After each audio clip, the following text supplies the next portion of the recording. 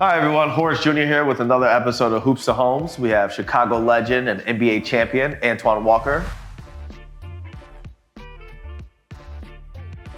What are the differences of growing up in the city back in the day compared to now? I think the difference is now, growing up in the city back then, it still happens when you think about the violence, the gangs. But I think back then, you had the older people that really made sure, especially if you was a guy that was in the newspapers or trying to do something positive. I can always remember growing up, even though I grew up around gangs, I didn't have to be involved in that. People say, oh, he's playing basketball, he's playing sports. So I always had those outlets. I think even now, being at high school, the AAU circuit and the different things we have for kids now, I think it's better because we have more things to put them involved in. Where back then it was a little harder because we didn't have all the programming that they have today. So I think that's where it's a little different. My kids now have more outlets to where when I grew up, they were really kind of tight on what you could do to kind of make yourself better. What was it like growing up as a highly recruited athlete in the city compared to now? I think back then it was covered, even though we live in the area of social media, I think it was covered as really better, like you was a professional.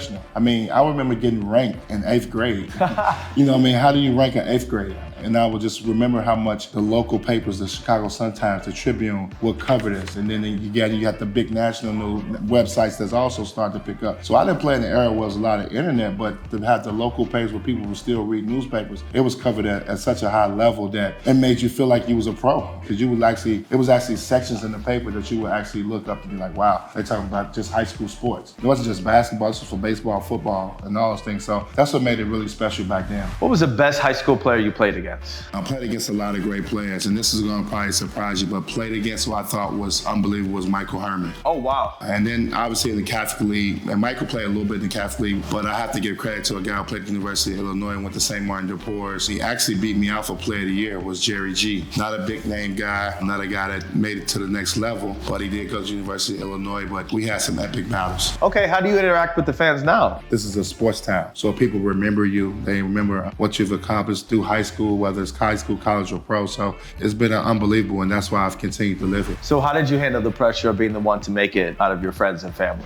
I really didn't handle it well, but you got to live and learn. I think one thing that was good is that family was good. Mom, raising 6 of us by herself, being a single parent mom, saw her strength. But my grandmother really instilled in me discipline and keeping family first and trying to make some of the right decisions and not getting caught up in some of the negative things that we can get caught up in as a young kid. So I give my mother and grandmother all the credit for that. So what are the Boston fans like compared to the Chicago fans? The Boston fans are a little different. I had my run-ins. I remember my rookie year, and we only went in 15 games, and the fans being really brutal on us. But if you play hard and if you put the effort that's needed, and obviously if you win, they could be the greatest fan base in the world. Now, I would say one thing that's different about Chicago fans and growing out here in Chicago accepts losing a lot better. Oh, wow. Than Boston fans. So it makes it a little bit more pleasant place to play, but I wouldn't trade in playing for a passionate fan base like the Boston Celtics. What's your favorite thing about Chicago?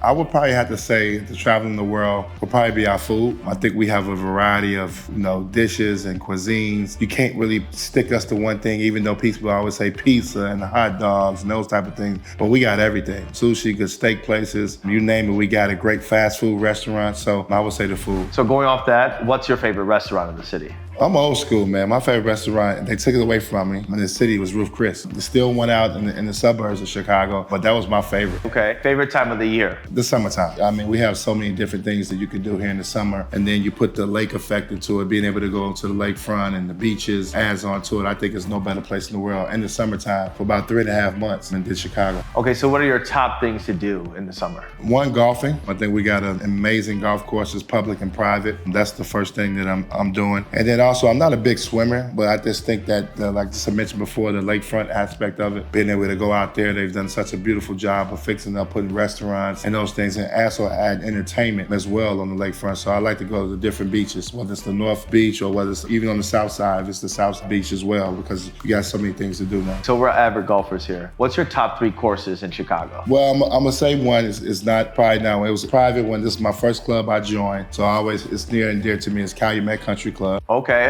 So I always put them as one. I think they're public now. They're no longer a private club. 2 would probably be Harborside. Harborside is challenging, got some hills, the wind. And then I'm a traditional, and people are gonna laugh at this probably because I'm Jackson Park. Jackson Park, okay. We call that the get low course. So that's like our challenging when you got a good group of golfers who can get low, who can shoot on the par or shoot even. So them like my favorite 3 courses. Okay.